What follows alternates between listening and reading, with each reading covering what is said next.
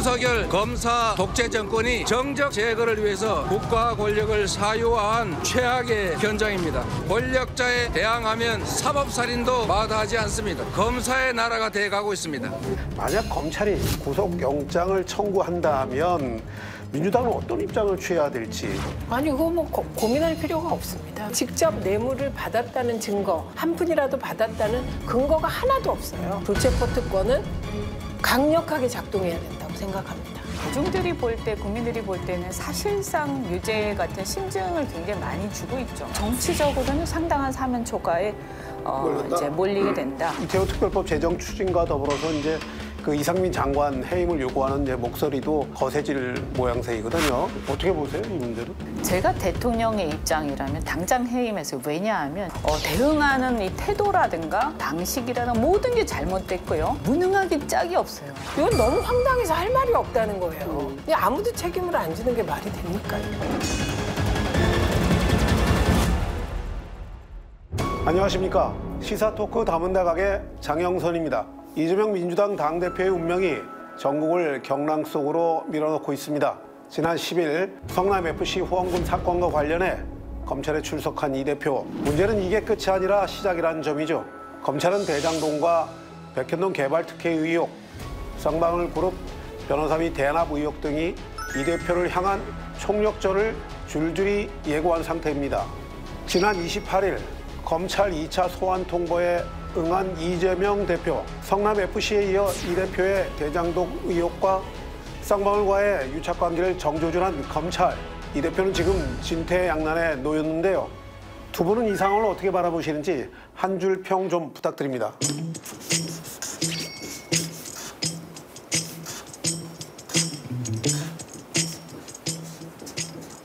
아무래도 이제 이재명 대표님 쪽이니까 예, 우리 최민희 의원님부터.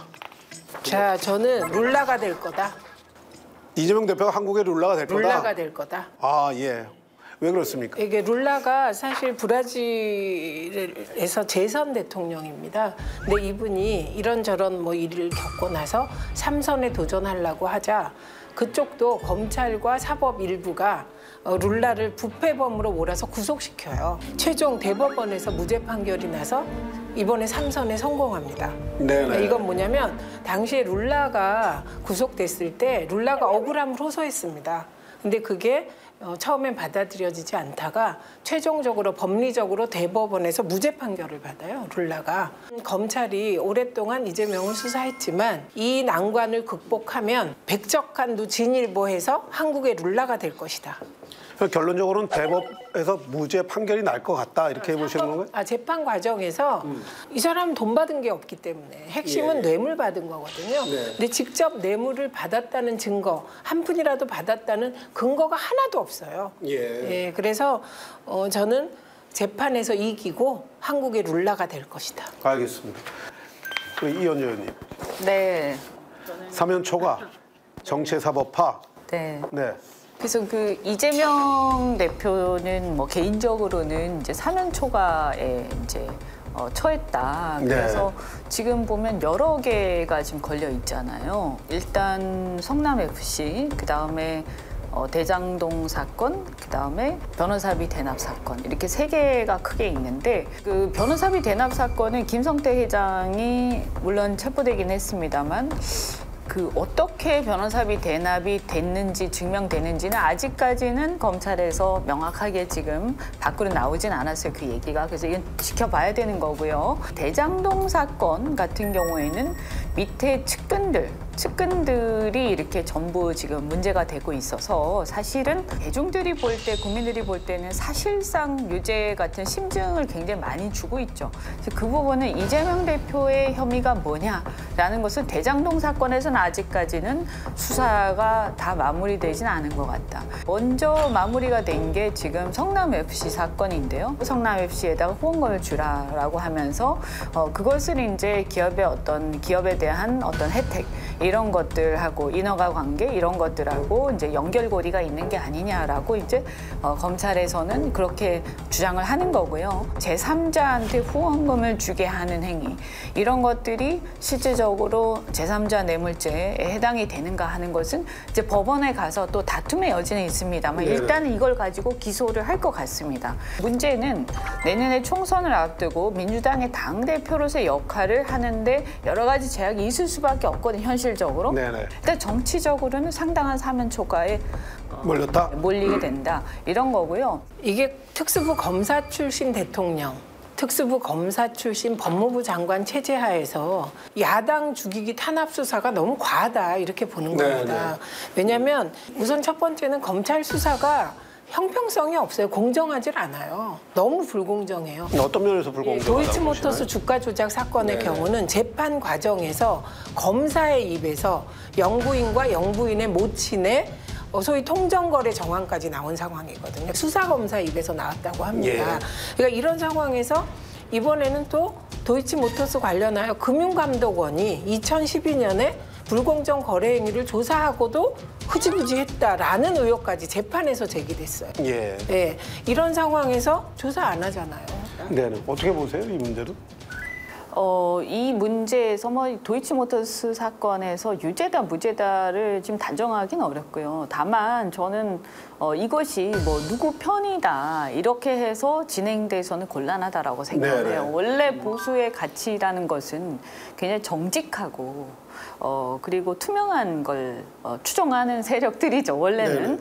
그런데 이것이 이제 이 정치가 계속해서 극단적으로 진영 대립이 심화되다 보니까 그냥 무조건 이제 자기 편만 드는 이런 정치가 이제 횡행하고 있는데 저는 이래서는 안 된다라고 생각하고요.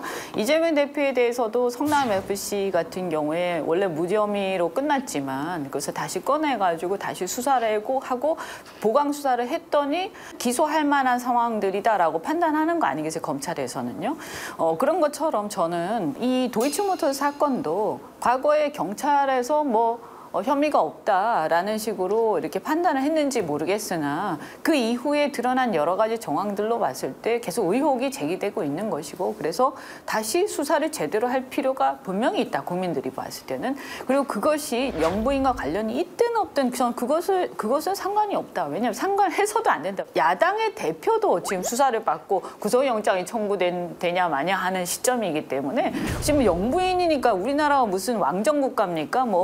저 왕비니까 봐준다 이런 것도 아니잖아요. 그래서 진짜 제대로 된 보수라면 그것은 사법 정의의 실현에 대해서는 자기 편 남의 편을 가려서는 절대 안 된다고 생각하고 특히 윤석열 대통령께서는 그전에도 공정과 정의를 계속 부르짖었기 때문에 여기서 이렇게 약해지시면 안 된다라고 저 개인적으로 생각을 합니다. 알겠습니다. 두 분 다 공정수사 공정사의 구현을 위한 수사를 해야 되는 것이 맞다 이렇게 이제 요약하고요.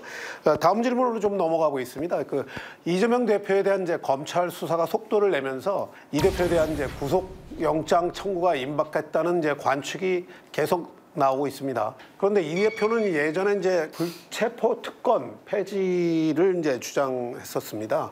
만약 검찰이 구속영장을 청구한다면 민주당은 어떤 입장을 취해야 될지 이게 굉장히 아니 그거 고민할 필요가 없습니다. 저는 제가 국회의원 특권 폐지에 가장 앞장섰고 제가 19대 국회에서 김강진 의원을 막 추동해서 국회의원 연금을 폐지시켜 버렸습니다. 제가 그런 사람인데 저는 생각이 바뀌었습니다. 군부 독재보다 더한 검찰 독재 시스템에서 야당 의원만 지금 한번 보세요. 소위 사법적으로 문제 삼는 게 여당이 있습니까? 야당 의원만 문제 삼아요. 그래서 이런 상황에서는 그 불체포 특권이 필요하다. 제 생각을 바꿨습니다. 그래서 저는 사상 전향합니다. 민주당이 고민할 것 없이 지금 이 시점에서는 이 검찰 독재 시스템이 종식될 때까지 불체포 특권은 강력하게 작동해야 된다고 생각합니다. 알겠습니다. 어떻게 보십니까?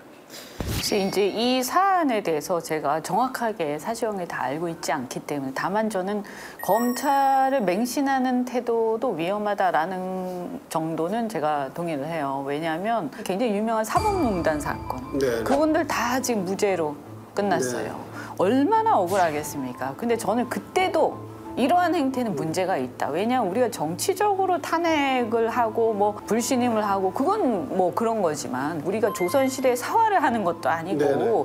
과도하게 정치적 보복의 성격으로 진행되는 건 문제가 있다. 그래 이렇게 되면 결국에는 검찰이 정치를 지배할 것이다라고 저는 생각을 했고 또 그렇게 주장을 했는데 근데 그때는 민주당에서 별로 이렇게 그 얘기를 듣지 않았어요. 성견 지명이 있으셨고. 그때 제가 굉장히 그때 사실은 민주당 비판을 많이 했어요. 불체포 특권 폐지에 대해서는 어떻게 생각하세요? 그래서 저는 이 부분에 대해서 저는 원래 불체포 특권 폐지론자예요.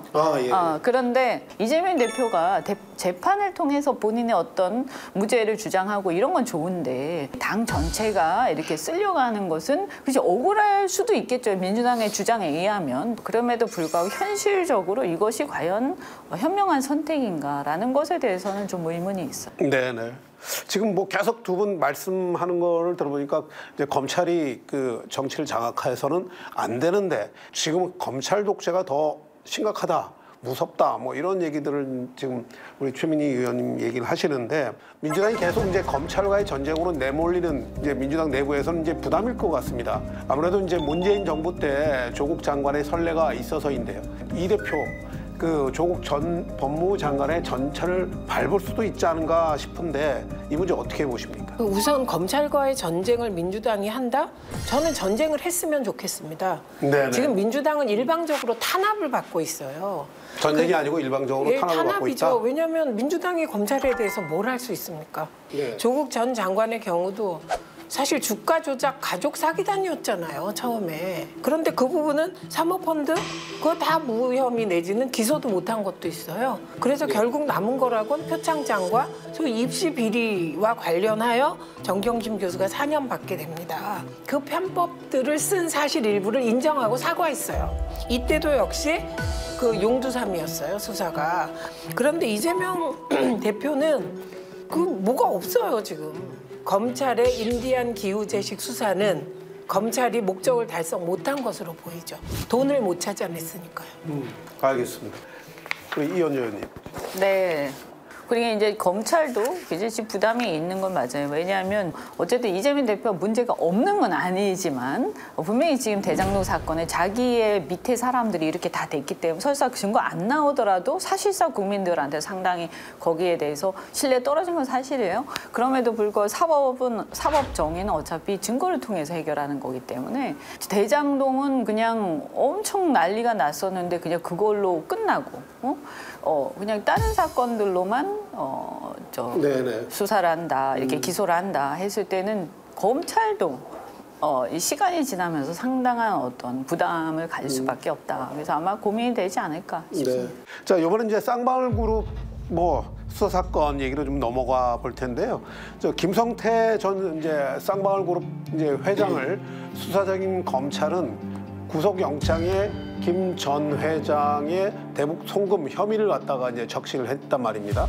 이것을 두고 여당에서는 이제 이재명의 경기도와 그다음에 김성태의 쌍방울이 북에 뇌물을 갖다 줬다 이렇게 얘기하면서 현행법상 여적죄라는 것에 해당된다 이렇게 이제 지금 얘기를 하고 있는데 그 변호사님이시니까 이 의원님 이 여적죄가 이제 무엇인지 대북 송금이 과연 그 문제가 되는 것인지 좀 궁금하거든요. 여적죄는 말하자면 이제 적을 이롭게 하는 죄죠. 그러니까 일종의 이제 뭐 간첩 비슷한 뭐 그런 이제 스파이 관련된 이런 죄 중에 일종인데 북한이 우리나라의 주적이다라고 이제 그렇게 규정을 하고 있지 않습니까? 그래서 실제적으로 이 어떤 국민들에게 알리지 않고 몰래 만약에 북한을 이롭게 하는 어떤 행위를 했을 때 이런 경우에는 여적죄가 성립할 수가 있고요. 과거에 이제 대북 송금 사건은 이미 선례가 있습니다.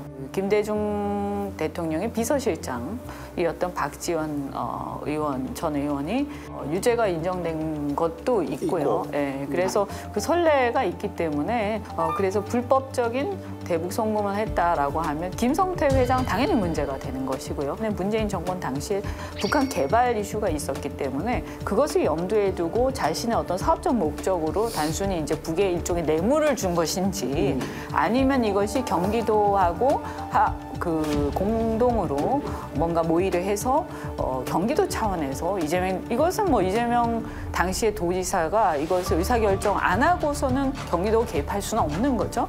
그래서 이 경기도가 개입이 됐는지 여부를 어떻게 입증하느냐, 그게 관건이죠. 네네, 그렇습니다. 우리 최민희 의원님.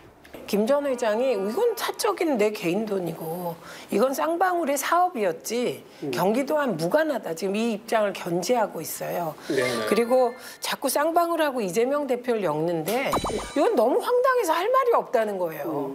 아니 경기도지사가 미쳤지 특정 기업한테 북한에 돈 주는데 합의를 하겠냐고요. 네. 네, 그건 너무 황당한 얘기라서 뭐 예를 들면 없었던 사실을 없었다고 증명하라는데 이건 너무 황당하다 이런 입장이고요.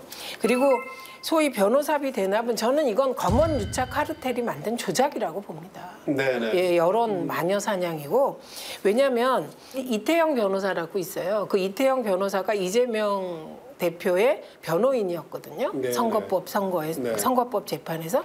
근데 이분이 몸담고 있는 로펌에 쌍방울에서 20억이 입금됐다는 거예요. 아, 예. 그래서 이게 우회적으로 변호사비를 준 거 아니냐. 근데 알고 보니까 그 이태영이 받은 게 아니라 윤석열 사단인 이남석 변호사가 받은 거예요. 왜?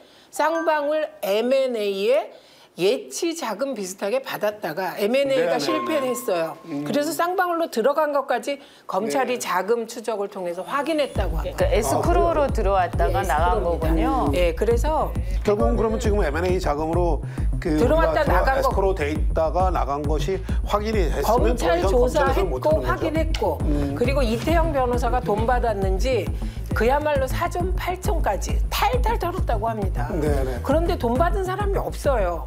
그래서 저는 이건 정말 방울방울 쌍방울 방울 소리가 요란했는데 이건 조작이다. 네, 그렇게 보죠.